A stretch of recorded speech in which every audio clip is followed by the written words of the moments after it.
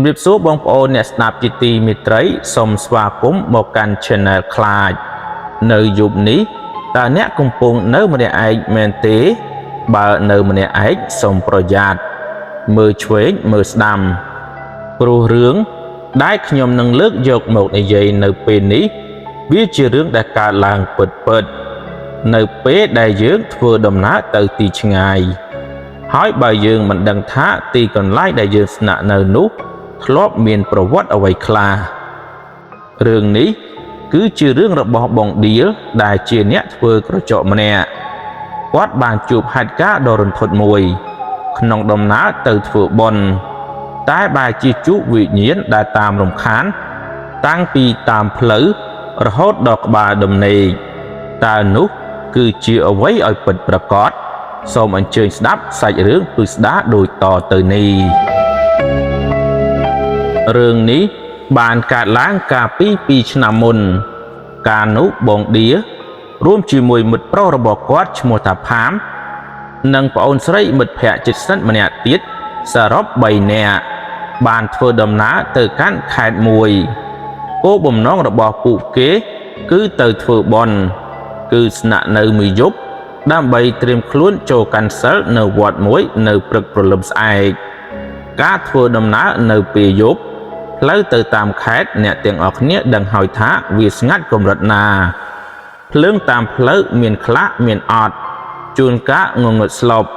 មើលឃើញតែពន្លឺភ្លើងឡានរបស់យើងដែលជះទៅមុខតែប៉ុណ្ណោះបរិយាកាសក្នុងឡានគឺស្ងប់ស្ងាត់មានតែសំឡេងម៉ាស៊ីនត្រជាក់និងសំឡេងកង់ឡានក៏គិតនឹងថ្នល់ផាមជាអ្នកបើកអូនស្រីម្នាក់ទៀតនៅអង្គុយខាងក្រោយចំណែកបងឌីអង្គុយខាងមុខជាមួយនឹងមិត្តប្រុសរបស់គាត់ឡានបានបើករហូតដល់ជិតទៅដល់ទីរួមខេត្តមួយផ្លូវចាប់ផ្ដើមមានពន្លឺភ្លើងពណ៌លឿងព្រារំពេចនោះនៅសុកភ្នែករបស់បងឌីក៏សម្លឹងទៅមុខគាត់បានឃើញអ្វីមួយនៅខាងមុខនោះ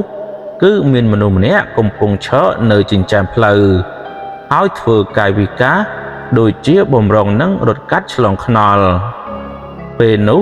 បងឌៀលគាត់មើលឃើញច្បាស់ណាស់នោះគឺជាមនុស្សបំរុងនឹងឆ្លងថ្នល់បងឌៀលក៏ស្រែកដោយក្តីបារម្ភផាមបន្ថយល្បឿនជន់ប្រាំងប៉ុន្តែអ្វីដែលចម្លែកឡាននៅតែបើកបរក្នុងល្បឿនដដែលផាមមិនបានជន់ប្រាំងហើយក៏មិនបានបន្ថយល្បឿនសំបីតែបន្តិចផ្ទុយទៅវិញផាមបែរមុខមកមើលបងឌៀលដោយទឹកមុខងឿងឆ្ងល់មុខបែបមានរឿងអ្វីបងឌៀលភ័យស្លន់ស្លោគាត់ស្រែកម្ដងទៀតផាមមិនឮខ្ញុំនិយាយទេខ្ញុំប្រាប់ថាឲ្យបើកយឺតមិនឃើញមនុស្សកំពុងតែឆ្លងផ្លូវទេអីផាមងាកមើលផ្លូវរួចងាកមកមើលបងឌៀលហើយតបវិញដោយសំឡេងធម្មតាស្អីគេឌៀលតើមាននរណាឆ្លងផ្លូវស្ងាត់អញ្ចឹងអូនឯងកើតអីហ្នឹងគ្រាន់តែឮពាក្យនេះបងឌៀលកាំងគាត់ងាកក្បាលទៅក្រោយរួចសួរប្អូនស្រីដែលអង្គុយនៅខាងក្រោយភ្លាមអូនឯងមានឃើញអត់ឃើញមនុស្សស្រីម្នាក់ពាក់អាវសមានរូបបេះដូងពណ៌ក្រហមគាត់ឈររៀបនឹងឆ្លងខ្នល់អំបញ្ញមិញហ្នឹងមានឃើញអត់ចម្លើយដែលទទួលបានធ្វើឲ្យបរិយាកាសនៅក្នុងឡានត្រជាក់ស្រាប់คล้ายទៅជាត្រជាក់ដល់ឆ្អឹងខ្នងប្អូនស្រីនោះតបទាំងសំឡេងញ័រអត់ទេបងខ្ញុំអត់ឃើញផងហ្នឹងចប់ហើយមានតែគាត់ដែលបានឃើញម្នាក់ឯងស្រីនោះស្លៀកពាក់អាវពណ៌សមានរូបបេះដូងពណ៌ក្រហមតូចនៅលើអាវច្បាស់ណាស់នៅក្នុងភ្នែករបស់បងឌៀលតែហេតុអ្វីបានជាអ្នកផ្សេងមើលមិនឃើញឡានទាំងមូលក៏ធ្លាក់ទៅក្នុងសភាពស្ងប់ស្ងាត់គ្មាននរណាម្នាក់ហ៊ាននិយាយអ្វីទៀតនោះទេបងឌៀដឹងច្បាស់ណាស់ថាគាត់ជាមនុស្សមានញាណពិសេសដែលអាចដឹងរឿងពពួកនេះគាត់ព្យាយាមសម្រួលអារម្មណ៍ខ្លួនឯងពេលឡានដល់ទីប្រជុំជនមានភ្លើងច្បាស់គាត់ក៏និយាយបន្លប់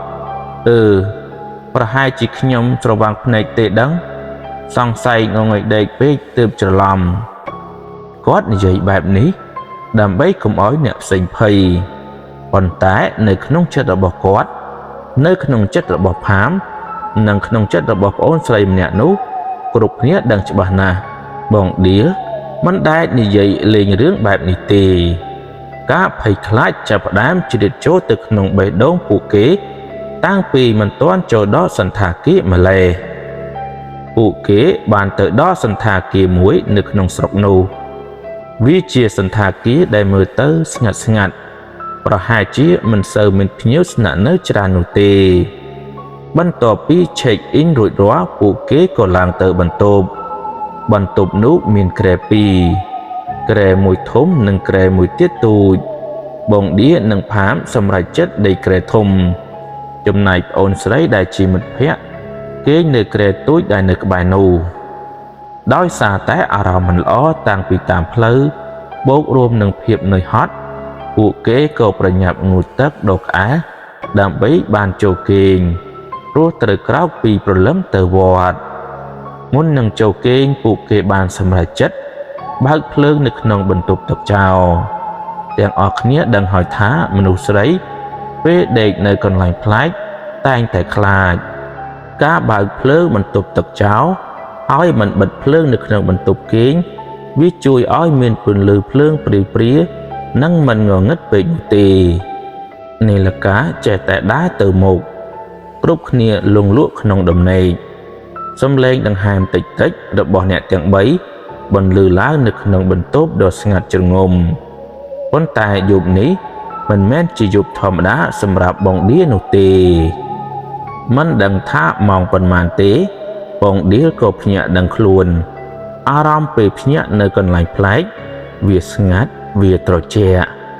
គាត់ចង់ប្រែខ្លួនបន្តិចដើម្បីឲ្យស្រួលខ្លួនគ្រាន់តែគាត់បើកភ្នែកតិចស្រាប់តែកៅភ្នែករបស់គាត់ចាប់រូបបានអ្វីម្យ៉ាងនៅក្បែរគ្រែនៅចំហៀងគ្រែរបស់គាត់មានស្ត្រីម្នាក់សក់វែងតែមិនមែនត្រង់នោះទេ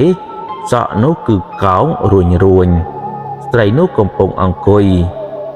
យនៅក្នុងសភាពអោបជង្គង់ខ្លួនរុញចូលគ្នាហើយអ្វីដែលគួរឲ្យខ្លាចបំផុតនោះគឺគាត់អង្គុយបែរមុខមើលមកបងឌៀគិតនៅក្នុងចិត្តអត់ទេមិនមែនការពិតទេខ្ញុំស្រមៃទេដឹងភ្នែកខ្ញុំស្រវាំងហើយគាត់ប្រញាប់បិទភ្នែកវិញភ្លាម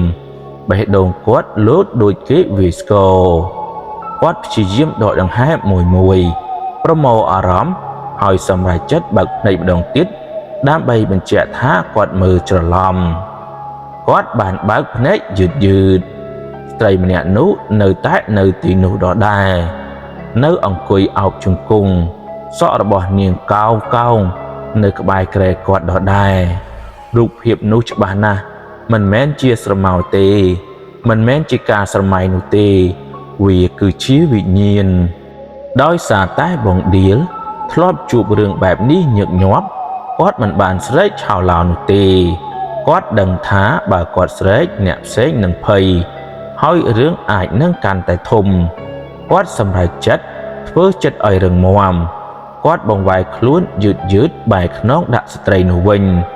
បែរមុខទៅរកមិត្តប្រុសរបស់គាត់វិញដៃរបស់គាត់ទាញភួយមកគ្របដណ្ដប់ក្បាលនិងព្យាយាមសង្ងំដេកព្យាយាមធ្វើមិនដឹងមិនឮតែរឿងមិនទាន់បានចប់ត្រឹមនេះទេបងឌៀជាមនុស្សសក់វែងហើយសក់របស់គាត់ត្រង់ទម្លាប់របស់គាត់ពេលគេងគឺគាត់តែងតែយកដៃទៅវាសក់របស់គាត់ឡើងទៅលើដើម្បីកុំឲ្យសក់នោះវារុំកឬកុំឲ្យសក់នោះនៅរញ៉េរញ៉ៃនឹងកពេលដែលគាត់កំពុងតែដេកបែរខ្នងដាក់ខ្មោចនោះគាត់ក៏លូកដៃទៅក្រោមខ្នើយបំណងដើម្បីរៀបចំសក់របស់គាត់ដៃរបស់គាត់រុញចូលទៅក្រោមខ្នើយស្រាប់តែម្រាមដៃរបស់គាត់បានប៉ះនឹងអ្វីម្យ៉ាងជាសក់ប៉ុន្តែវាជាសក់ដែលគ្រើមគល់សក់ធំហើយមានភាពរួញកោងបងឌៀគិតនៅក្នុងចិត្តភ្លាមសក់អ្នកណាសក់ខ្ញុំត្រង់តើមិនក៏សក់នេះកោង មិនបានវាគ្រឿងបែបនេះក្រោមខ្នើយខ្ញុំមានសក់អ្នកណាពេលនោះខួរក្បាលរបស់បងឌៀលចាប់ផ្ដើមធ្វើការយ៉ាងលឿនរូបភាពស្ត្រីសក់កោងដែលអង្គុយនៅក្បែរគ្រែអំបញ្ញមិញនេះត្រឡប់មកនៅក្នុងខួរក្បាលរបស់គាត់វិញភ្លាម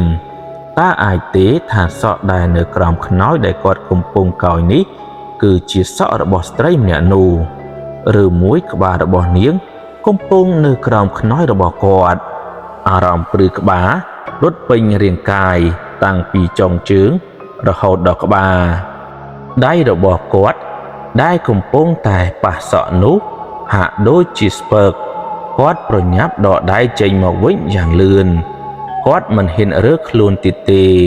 ខ្លួនរបស់គាត់រឿងស្ដោកភ្នែកបិទជិត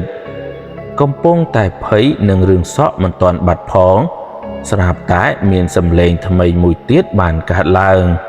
លើកនេះមិនមែនជារូបភាពមិនមែនជាការប៉ះតែជាសំឡេងនៅត្រង់ក្បាលដំណេកនៅលើក្បាលដំណេករបស់គាត់បន្តិចមានសំឡេងក្មេងនិយាយហាមកលេងទីនេះមកមានសំឡេងក្មេងប្រុសខ្លះសំឡេងក្មេងស្រីខ្លះនិយាយរអ៊ូរទាំស្ដាប់មិនយល់ន័យតែសំឡេងនោះគឺនៅជិតខ្លាំងណាស់ហាក់ដូចជាពួកគេកំពុងតែអាចក្បាលមើលគាត់នៅខាងលើដល់ចំណុចនេះជំនួសឲ្យការភ័យខ្លាចអារម្មណ៍របស់បងឌៀចាប់ផ្ដើមប្រែប្រួលគាត់ហត់គាត់ជិះឡានតាំងពីឆ្ងាយអត់ងងុយហើយស្អែកត្រូវងើបពីព្រលឹមទៅវត្តទៀតការរំខាននេះវាហួសហេតុពេកហើយពីភាពភ័យខ្លាចคล้ายទៅជាកំហឹងបងឌៀក្តាប់ដៃបិទភ្នែកហើយស្រែកគិតនៅក្នុងចិត្តយ៉ាងខ្លាំងថាពួកឯងនាំគ្នាចេញទៅឲ្យអស់ខ្ញុំមកទីនេះដើម្បីធ្វើបុណ្យខ្ញុំហត់ណាស់ខ្ញុំចង់ដេកបើពួកឯងមិនចេញទៅទេហើយនៅរំខានខ្ញុំទៀតចាំមើលចុះស្អែកខ្ញុំនឹងមិនធ្វើបុណ្យឧទ្ទិសកុសលឲ្យទេឲ្យខ្ញុំនឹងដាក់បណ្ដាសាថែមទៀតចេញទៅអំណាចនៃចិត្តដែលខឹងសម្បានិងការតាំងចិត្តដាច់ខាតរបស់គាត់ហាក់ដូចជាមានឥទ្ធិពលគ្រាន់តែគាត់និយាយចប់ភ្លាម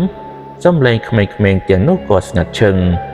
បរិយាកាសដែលធ្ងន់អំបញ្ញនេះស្រាប់តែធូរស្រាលសក់កោងដែលអង្គុយនៅក្បែរគ្រែបាត់សំឡេងរំខានក៏បាត់ដោយសារតែភាពនឿយហត់ខ្លាំងពេកបងឌៀក៏លងលក់នៅក្នុងដំណេកម្ដងទៀតរហូតទល់ភ្លឺព្រះអាទិត្យចាប់ផ្ដើមរះឡើងពន្លឺថ្ងៃបានបណ្ដេញភាពងងឹតពួកគេទាំង3នាក់ភ្ញាក់ឡើងរៀបចំឆេកអោតចេញពីសន្តាគារនៅពេលដែលដើរចេញក្រៅបន្ទប់បងឌៀបានសង្កេតឃើញបរិវេណជុំវិញសន្តាគារយ៉ាងច្បាស់ហើយនៅពេលនោះគាត់ក៏យល់គ្រប់យ៉ាងរបងសន្តាគារដែលគាត់ស្នាក់នៅគឺជាប់គ្នាជាមួយនឹងរបងវត្តមិនត្រឹមតែប៉ុណ្ណោះបន្ទប់ដែលគាត់គេងកាលពីយប់មិញទីតាំងបង្អួចនិងក្បាលដំណេករបស់គាត់គឺនៅចំពីលើមេនដិតខ្មោចតែម្ដង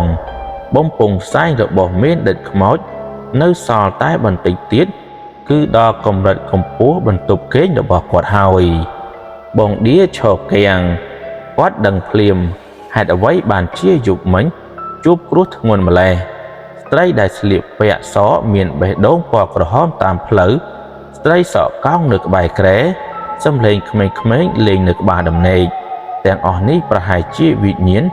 ដែលនៅវិលវល់ជុំវិញវត្តនិងមានដិតខ្មោចនេះឯងហើយដោយសារតែពួកគេដឹងថាបងឌៀលនិងមិត្តភ័ក្តិមកទីនេះដើម្បីកសាងកុសលដើម្បីកាន់សិលទើបពួកគេព្យាយាមបង្ហាញខ្លួនដើម្បីសុំចែកបុណ្យបន្ទាប់ពីដឹងការពិតបងឌៀមិនបានខឹងឬខ្លាចទៀតនោះទេនៅពេលដែលគាត់ទៅដល់វត្តគាត់បានស្លៀកពាក់ពណ៌សកាន់សិលហើយតាំងចិត្តយ៉ាងមុតមមនៅក្នុងពិធីបុណ្យនោះគាត់បានឧទ្ទិសកុសលបុណ្យផលទាំងអស់ជូនដល់ម្ចាស់អាវសមានបេះដូងពណ៌ក្រហមជូនទៅដល់ស្រីសក់កោងនិងក្មេងៗដែលមកលេងក្បែរក្បាលដំណេករបស់គាត់ជឿថាពួកគេគ្រាន់តែចង់បានបុណ្យកុសលដើម្បីអាចទៅចាប់ជាតិ ឬទៅកាន់ទីកន្លែងដែលល្អជាងនេះតែប៉ុណ្ណោះរឿងនេះបានបង្ហាញឲ្យយើងឃើញការធ្វើបុណ្យកសាងកុសល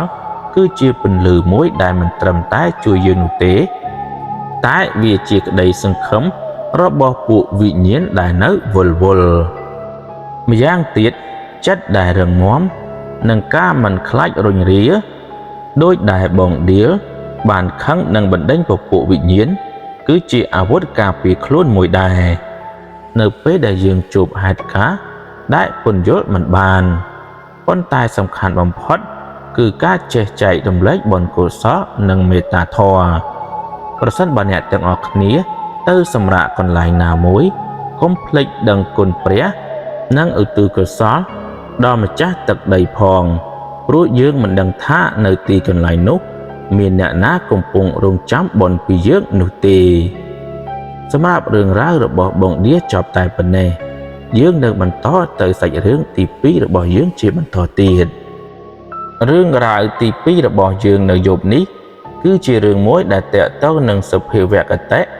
ឬជាការដាស់តឿនពីអ្វីមួយដែលយើងមើលមិនឃើញចាស់តែងតែនិយាយថាពេលខ្លះវិញ្ញាណមិនមែនសុទ្ធតែបន្លាចយើងដើម្បីយកជីវិតនោះទេតែពួកគេមកដើម្បីប្រាប់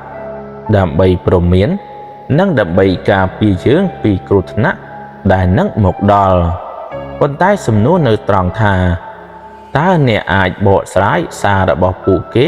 បានទាន់ពេលវេលាដែរឬទេរឿងនេះត្រូវបានផ្ញើពីប្រិមិត្តម្នាក់មានឈ្មោះថាខែគាត់បានរៀបរាប់ថាទោះបីរឿងនេះមិនមែនជារឿងដែលសាហាវឃោឃៅដូចរឿងកុនប៉ុន្តែរាល់ពេលដែលគាត់នឹកឃើញដល់វាម្ដងរួមដៃរួមជើងរបស់គាត់ចាប់ផ្ដើមបាសខ្ញាក់ព្រោះវាជាបទពិសោធន៍ផ្ទាល់ខ្លួនដែលមិនអាចបំភ្លេចបានរឿងនេះបានកើតឡើងកាលពីឆ្នាំ2014តោះកុំឲ្យខាតពេលវេលាយូរយើងទៅស្ដាប់រឿងទាំងអស់គ្នាយើងក្រឡេកត្រឡប់ទៅឆ្នាំ2014កាលនោះប្អូនខែគឺជានិស្សិតឆ្នាំទី4នៅសាកលវិទ្យាល័យឯកជនមួយទីតាំងនៅសាកលវិទ្យាល័យនោះនៅពេលយប់វាស្ងាត់តំបន់ប្រឡាយទឹកនិងមានខ្យល់បក់ត្រជាក់វាតែងតែមានបរិយាកាសម្យ៉ាងដែលធ្វើឲ្យអារម្មណ៍របស់យើងមិនឯកោខែបានស្នាក់នៅអគារមួយសម្រាប់ឲ្យនិស្សិតស្នាក់នៅទល់មុខនឹងសាកលវិទ្យាល័យតែម្ដងជីវិតជានិស្សិតឆ្នាំចុងក្រោយពោរពេញទៅដោយភាពតានតឹងលើរឿងសិក្សាផងនិងភាពសប្បាយរីករាយជាមួយនឹងមិត្តភ័ក្តិផងនៅពេលនោះខែមានមិត្តប្រុសម្នាក់ដែលស្និទ្ធស្នាលបំផុតអាចនិយាយបានថាជាមិត្តមួយថ្លៃមួយបន្ទប់របស់មិត្តប្រុសម្នាក់នោះគឺនៅមិនឆ្ងាយពីបន្ទប់របស់ខែប៉ុន្មានទេគឺត្រូវដើរប្រហែលជា100ម៉ែត្រតែប៉ុណ្ណោះសាកស្រមៃមើលផ្លូវតូចមួយដែលមានពន្លឺភ្លើងផ្លូវពណ៌លឿងទុំស្រទន់សងខាងផ្លូវជាអគារស្នាក់នៅចាស់ពេលដើរទៅមកងាយស្រួលណាស់ជាទម្លាប់ក្រោយពេលរៀនចប់ខែតែងតែទៅលេងបន្ទប់របស់មិត្តប្រុសម្នាក់នោះពួកគេអង្គុយធ្វើកិច្ចការសាលាផងញ៉ាំអីផងនិងជជែកគ្នាលេងរហូតដល់យប់ជ្រៅទោះបីជាស្និទ្ធស្នាលជាមួយគ្នាយ៉ាងណាខែគឺជាមនុស្សស្រីដែលប្រកាន់ខ្ជាប់នៅគោលការណ៍នាងមិនដែលស្នាក់នៅបន្ទប់របស់មិត្តប្រុសម្នាក់នោះទេយូរបំផុតគឺត្រឹមម៉ោង2ឬ3ទៀបភ្លឺនាងនឹងត្រឡប់ទៅបន្ទប់របស់ខ្លួនឯងវិញដោយដើរកាត់ផ្លូវដ៏ស្ងាត់ជ្រងំម្នាក់ឯងថ្ងៃមួយជាថ្ងៃធម្មតាដូចរាល់ដងខែបានទៅលេងបន្ទប់របស់ប្អូនប្រុសម្នាក់នោះទៀតពួកគេបានបបួលគ្នាទៅរកអីញ៉ាំនៅខាងក្រៅយ៉ាងសប្បាយរីករាយពេលត្រឡប់មកវិញពួកគេក៏បានអង្គុយលេងនៅក្នុងបន្ទប់រិះរកប្រធានបទមកនិយាយលេងសើចក្អាកកាយបរិយាកាសពោរពេញទៅដោយភាពកក់ក្ដៅប៉ុន្តែនៅយប់នោះវាហាក់ដូចជាខុសប្លែកពីធម្មតាភាពនឿយហត់បានចូលមកគ្របដណ្ដប់ខ្យល់ត្រជាក់នៅក្នុងបន្ទប់ចាប់ផ្ដើមត្រជាក់ទ្វេដងម៉ាស៊ីនត្រជាក់បក់សំឡេងវូ ធ្វើឲ្យត្របកភ្នែករបស់ខែចាប់ផ្ដើមធ្ងន់ទៅដោយមិនដឹងខ្លួនខែក៏បានគេងលក់នៅលើគ្រែនៅក្នុងបន្ទប់នោះបាត់ទៅហើយរីឯមិត្តភ័ក្តិរបស់គាត់ក៏បានគេងលក់នៅក្បែរនោះដែរពេលនោះនៅក្នុងបន្ទប់ស្ងាត់ឈឹងមានតែសំឡេងដកដង្ហើមនិងសំឡេងម៉ាស៊ីនត្រជាក់ម៉ោងប្រហែលជា3ទៀបភ្លឺអ្នកទាំងអស់គ្នាដឹងច្បាស់ហើយថាម៉ោង3ទៀបភ្លឺគេតែងតែនិយាយថាជាម៉ោងរបស់វិញ្ញាណជាពេលដែលទ្វារនៃពិភពទាំងពីរត្រូវបានបើកចំហខែបានភ្ញាក់ដឹងខ្លួនឡើងប៉ុន្តែគ្រាន់តែជាការដឹងខ្លួននៃស្មារតីតែប៉ុណ្ណោះរាងកាយរបស់គាត់គឺមិនអាចកម្រើកបានសូម្បីតែបន្តិចគាត់កំពុងតែដេកផ្អៀងដៃទាំងពីរហាក់ដូចជាមានអ្វីម្យ៉ាងមកសង្កត់ជាប់ធ្ងន់ដូចជាដុំថ្មខែបានព្យាយាមរើនាងបានព្យាយាមកម្រើកចុងដៃប៉ុន្តែគ្មានលទ្ធផលឡើយភាពស្ពើកស្រពន់បានរត់ពេញរាងកាយបេះដូងរបស់នាងចាប់ផ្ដើមលោតឌុកដាក់នៅក្នុងចិត្តរបស់នាងនៅពេលនោះគិតថាអញកើតអីហ្នឹងមិនក៏កម្រើកមិនរួចជួយផងមាននរណាឮខ្ញុំទេខណៈពេលដែលកំពុងតែភ័យស្លន់ស្លោនឹងអាការៈខ្មោចសង្កត់នោះខែបានបើកភ្នែកឡើងទាំងស្រពេចស្រពិលនៅក្រោមពន្លឺភ្លើងរាត្រីដ៏ស្រអាប់ដែលជះចូលតាមបង្អួចគាត់បានឃើញអ្វីម្យ៉ាងនៅក្បែរគាត់នៅចំពីមុខគាត់តែម្ដងមានក្មេងប្រុសម្នាក់ក្មេងប្រុសនោះអាយុប្រហែលជា3ទៅ4ឆ្នាំមិនមែនជាក្មេងធម្មតាទេសាច់របស់គេសស្លេកដូចជាគ្មានឈាមន័យរបស់គេសម្លឹងមុខខះយ៉ាងមុតទឹកមុខមិនមែនខឹងទេតែជាទឹកមុខពោពេញទៅដោយការព្រួយបារម្ភនិងភាពតានតឹងក្មេងនោះបានដេកសម្លឹងមុខខែហើយបានចាប់ផ្ដើមនិយាយសំឡេងរបស់គេឮកងរំពងពេញត្រចៀករបស់ខែតែហាក់ដូចជាមកពីកន្លែងឆ្ងាយក្មេងនោះបាននិយាយថាទៅវិញទៅកុំដេកនៅទីនេះទៅវិញទៅគ្រោះថ្នាក់ណាស់ត្រឡប់ទៅវិញទៅខែព្យាយាមស្រែកប៉ុន្តែគ្មានសំឡេងណាមួយអាចចេញពីបំពង់ករបស់នាងបាននោះទេមានតែសំឡេងដកដង្ហើមដែលហត់ខ្លាំងនៅក្នុងទ្រូងមេឃនោះនៅតែបន្តនិយាយដដែលមុខរបស់គេកាន់តែខិតជិតមករកខែទៅវិញទៅកុំនៅទីនេះគ្រោះថ្នាក់ណាស់ពាក្យថាគ្រោះថ្នាក់ត្រូវបានក្មេងនោះសង្កត់ធ្ងន់រូបរាងរបស់ក្មេងនោះចាប់ផ្ដើមព្រាលទៅដូចជាផ្សែងតែសំឡេងនៅតែបន្តនៅក្នុងខួរក្បាលរបស់ខែមិនឈប់មួយសន្ទុះក្រោយមក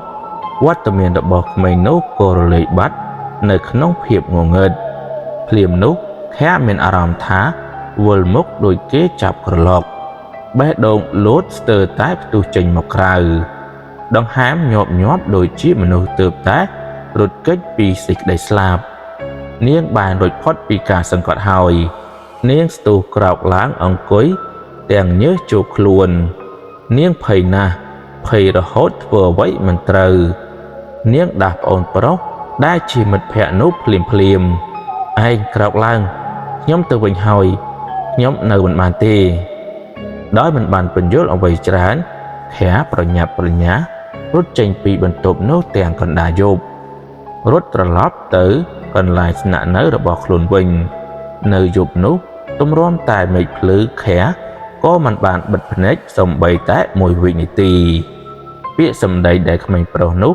នៅតែវល់នៅក្នុងពោះក្បាលកុំដេកនៅទីនេះគ្រោះថ្នាក់ណាស់ព្រឹកឡើងព្រះអាទិត្យរះឡើងនាំនៅពន្លឺថ្មីប៉ុន្តែភាពភ័យខ្លាចនៅក្នុងចិត្តខែនៅតែមិនទាន់រលាយបាត់អស់នៅឡើយទេនាងបានសម្រេចចិត្តទៅធ្វើបុណ្យដាក់បាតឧទ្ទិសកុសលដល់ក្មេងប្រុសម្នាក់នោះនៅក្នុងចិត្តរបស់នាងនៅពេលនោះ គិតថាប្រហែលជាក្មេងនោះជាវិញ្ញាណម្ចាស់ទីកន្លែងឬគឺជាកូនក្រក់នៅទីនោះមកដើម្បីសុំចែកបុណ្យទេដឹងខែព្យាយាមគិតក្នុងផ្លូវល្អដើម្បីលួងចិត្តខ្លួនឯងនាងមិនបានប្រាប់រឿងនេះទៅនរណាច្រើននោះទេសុខចិត្តរក្សាទុកនៅក្នុងចិត្តម្នាក់ឯងព្រោះខ្លាចមិត្តភក្តិភ័យនៅថ្ងៃនោះពេលវេលាល្ងាចចេះតែដើរទៅមុខក្រោយពេលរៀនចប់ទម្លាប់ដដែលក៏ត្រឡប់មកវិញខែនិងមិត្តភក្តិបានបបួលគ្នាត្រឡប់ទៅលេខបន្ទប់របស់ប្អូនប្រុសម្នាក់នោះដដែលព្រោះពួកគេមានគម្រោងថានឹងទៅដើរលេងនៅផ្សាររាត្រីនៅយប់នេះ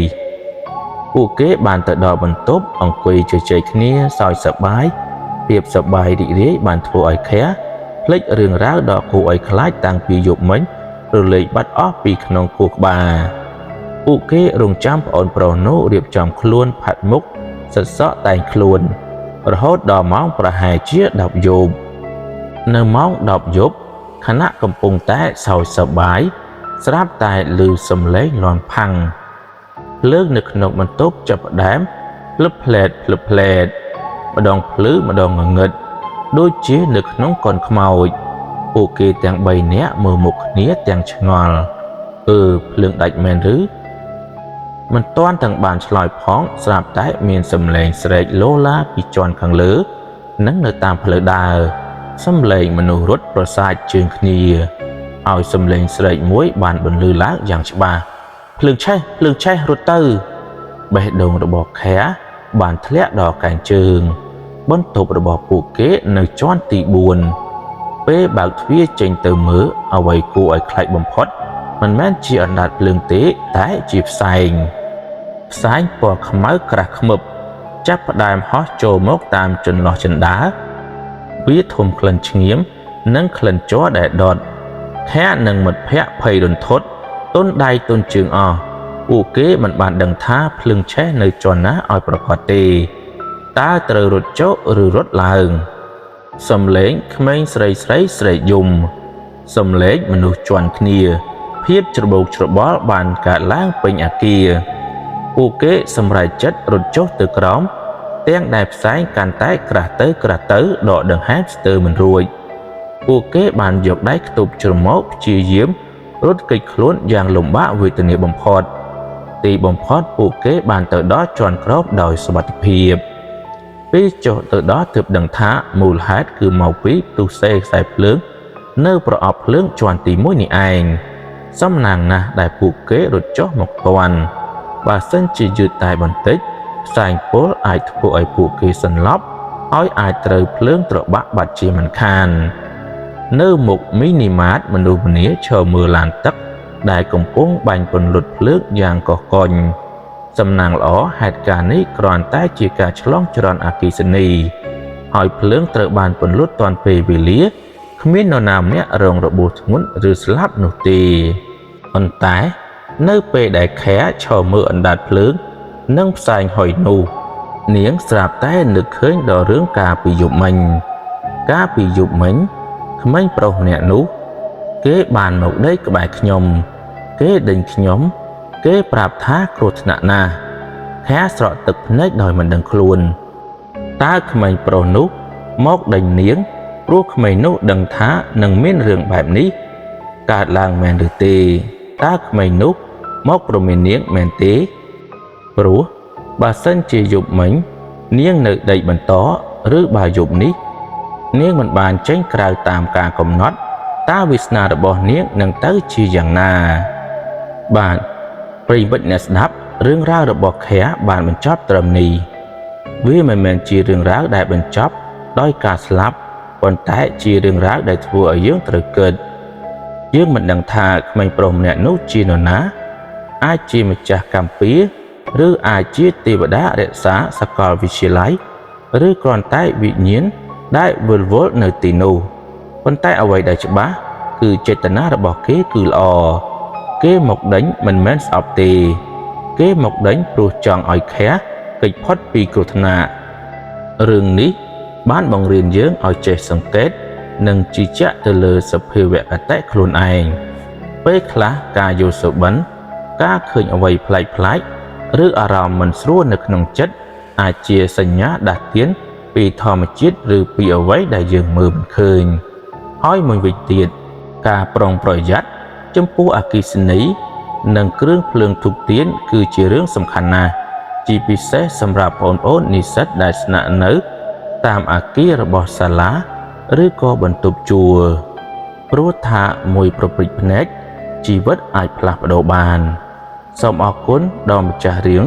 ខែដែលបានចែករំលែកបទពិសោធន៍ដ៏មានតម្លៃនេះហើយសូមអរគុណដល់ប្រិយមិត្តទាំងអស់គ្នាដែលបានតាមដានស្ដាប់តាំងពីដើមរហូតដល់ចប់នៅក្នុង Channel ខ្លាចសម្រាប់រាត្រីនេះមុននឹងចូលគេងសូមកុំភ្លេចពិនិត្យមើលភ្លើងនិងទ្វារបង្អួចឲ្យបានត្រឹមត្រូវហើយបើមាននរណាម្នាក់មកខ្សឹបប្រាប់អ្នកថាកុំដេកនៅទីនេះតើអ្នកនឹងធ្វើដូចម្តេចសូមជូនពរឲ្យអ្នកទាំងអស់គ្នាជួបតែសុបិនល្អនិងសុខសុវត្ថិភាពគ្រប់ពេលវេលាសម្រាប់យប់នេះសូមជម្រាបលាបាយបាយ